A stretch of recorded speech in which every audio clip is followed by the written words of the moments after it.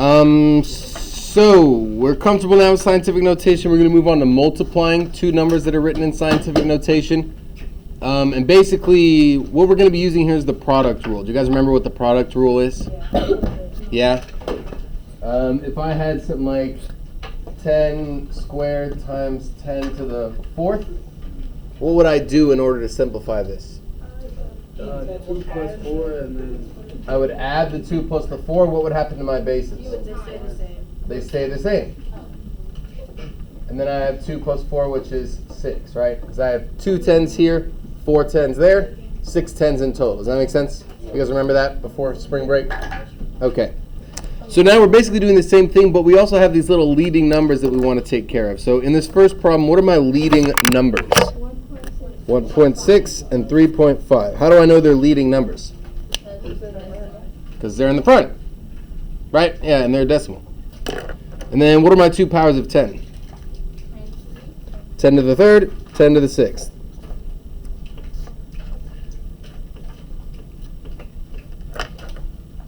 So really all I'm doing is just multiplying a bunch of things together. I'm multiplying 1.6 times 10 times 10 times 10 times 3.5 times 10 times 10 times 10 times 10 times 10 times 10.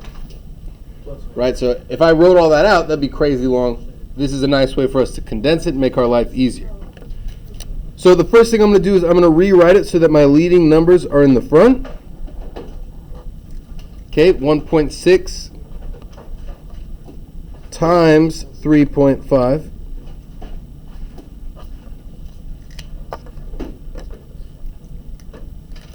And then my powers of 10 are going to be in the back.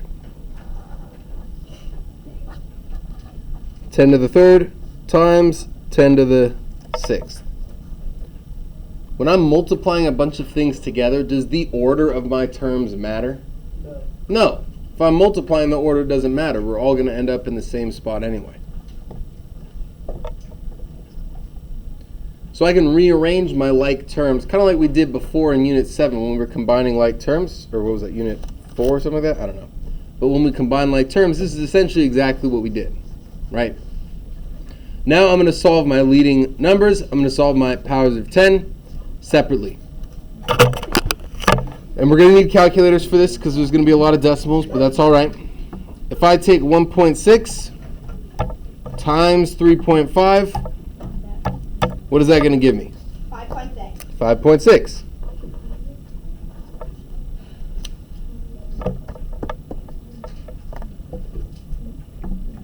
Everybody with me so far? Yeah.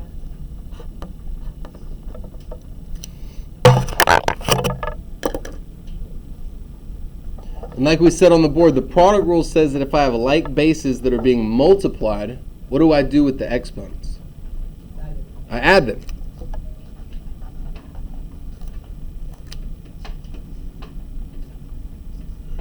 So if I take 10 to the third times 10 to the sixth, that gives me 10 to the 3 plus 6 power, which gives me a total power of 10 that is what? 10 to the 9th.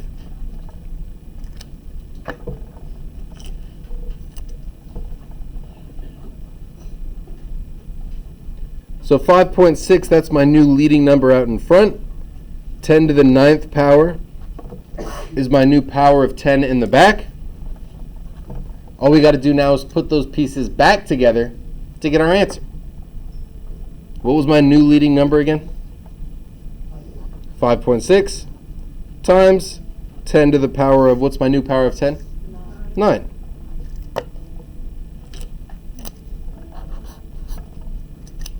And there's my answer.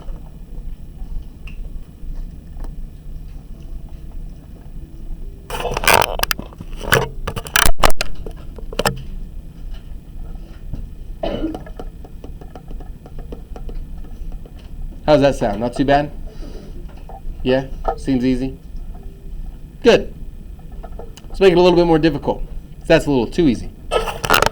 So this one worked out really nice and was simple because my new leading number was in between 1 and 10, right? 5.6, that's in between 1 and 10. So I could just stick them together, boom, there's my answer. But what if I multiply the leading numbers and it doesn't give me a number between 1 and 10? What if it gives me something bigger? Let's say I have a problem like this. 4.3 times 10 to the 5th times 5.0 times 10 to the negative 8th. What are my leading numbers here? Leading numbers out in front, what are they? 4.3 and 5.0. So if I take 4.3 times 5.0,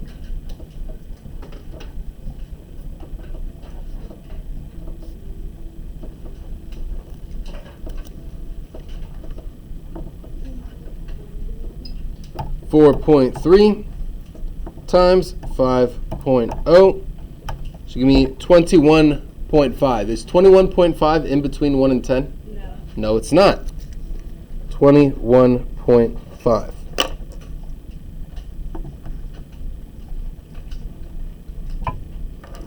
So I know that's going to be my new leading number, but it also can't be my new leading number because it's not in between 1 and 10. So we're going to have to adjust it. Let's take care of the powers of 10 first, though. What are my two what are my two original powers of 10? 10 to the 5th and 10 to the negative 8th. So if I now take those two and I multiply them,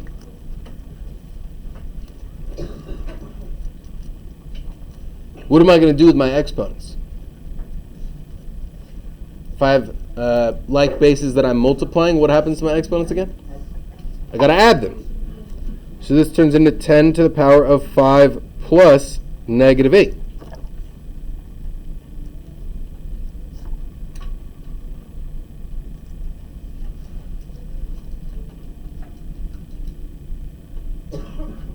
What is 5 plus negative 8? Negative 3. It's the same as 5 minus 8, right? So by following all the steps that we talked about, right, this being step 2, this being step 3, and then, the grouping up here, that was step 1.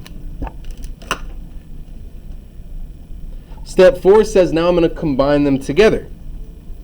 So step 4 says I'm going to take 21.5 times 10 to the negative 3rd power. Does that look like it's written in scientific notation? Kind of. Right? I see a multiplication, I see a power of 10, but the third component is a leading number that's between 1 and 10. Like we already said, that number's too big. It's not in between 1 and 10.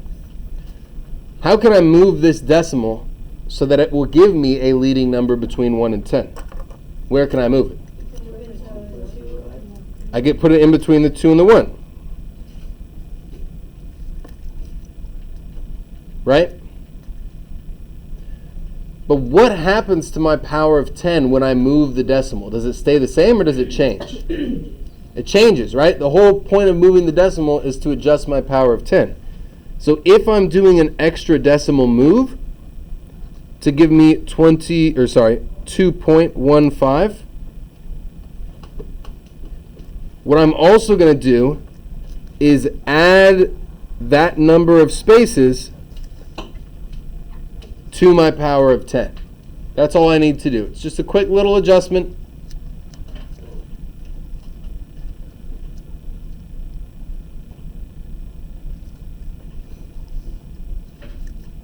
I'm going to rewrite this because I messed up my decimal.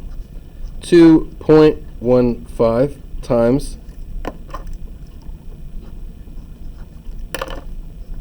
what's negative 3 plus 1? Negative 2. That's my new power of 10.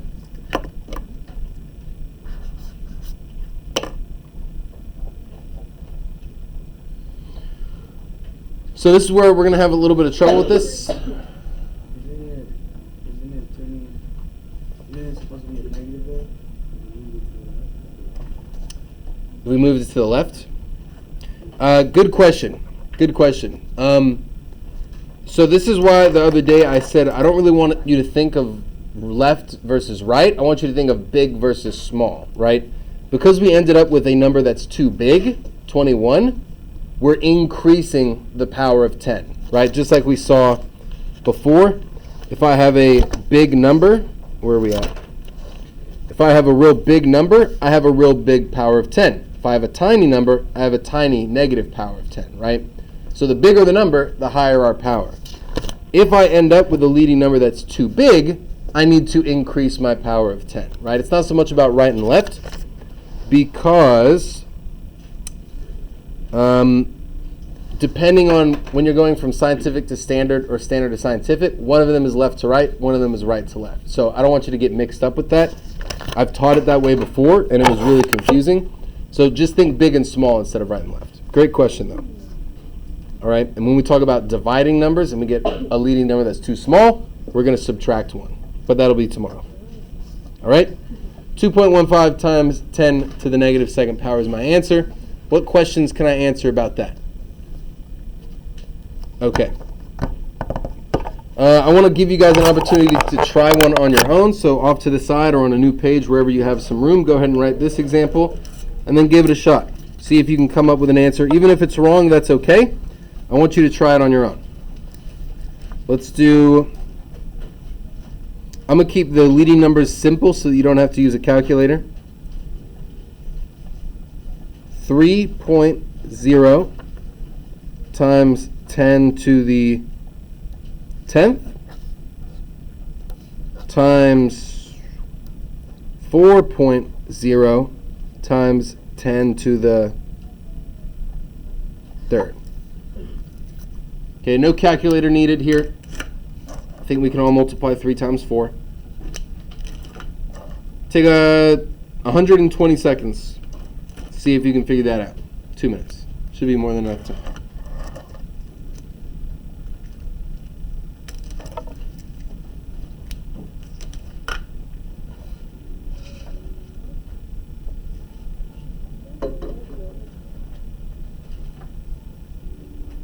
Nice. Is my leading number between 1 and 10? Oh. That's what we got to look out for.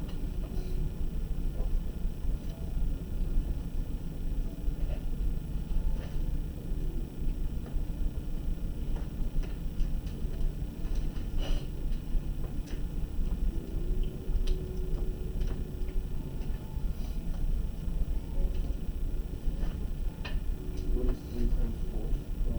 12. What are all these zeros?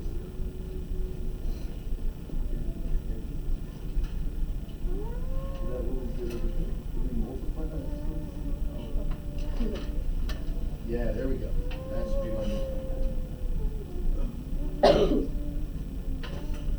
Make sure it's written in scientific notation. That looks good. Yeah, great job. Perfect.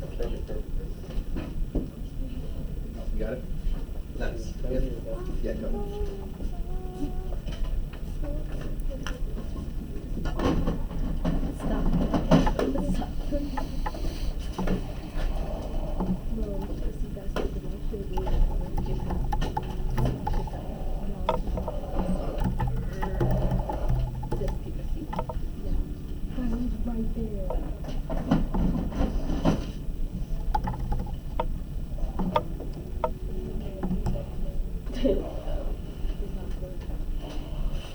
Nice job. Nice job. Did you start working? Okay. Great job.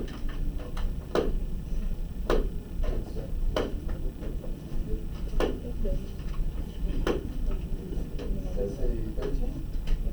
So when we move that decimal, what do we have to do with the power? Just. Nice job. That was perfect. Great job. Let's say 12. We add 1. We've got too big of a number. We're increasing our power.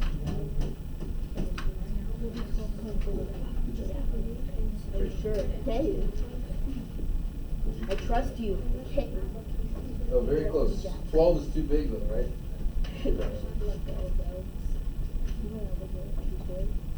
Take another 30 seconds.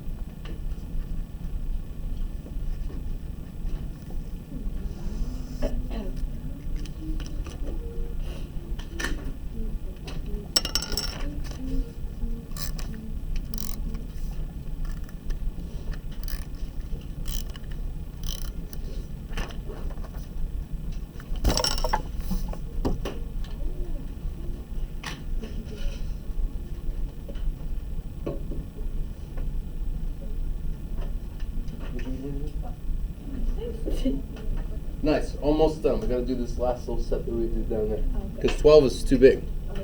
You don't have to erase anything. All right, let's take our leading numbers, 3.0 and 4.0. We're going to multiply those. What is 3 times 4? 12. Is 12 in between 1 and 10? No, it's too big, so I know I'm going to need to make my adjustment. If I take my powers of 10, 10 to the 10th times 10 to the 3rd, 10 to the 10th times 10 to the 3rd. What am I going to do with my exponents there? I'm going to add them. 10 plus 3, which gives me 10 to the power of what? 13. So now when I put these together, I get 12 times 10 to the 13th power, which looks fine, but my leading number has to be in between 1 and 10, right? So where can I put my decimal to make 12 a number that goes in between 1 and 10? In between the 1 and 2. And if I move this one space, what do I do with my exponent? I'm going to add 1 because I've got too big of a number, so I've got to increase my power, right? So this gives me 1.2 times 10 to the 14th power for my answer. Give me a thumbs up if that's what you got all on your own. Anybody? Layla, good. Daniel, Rhea, Angelina, Emily, Eli, good. Yep, Matthew, awesome. Great job.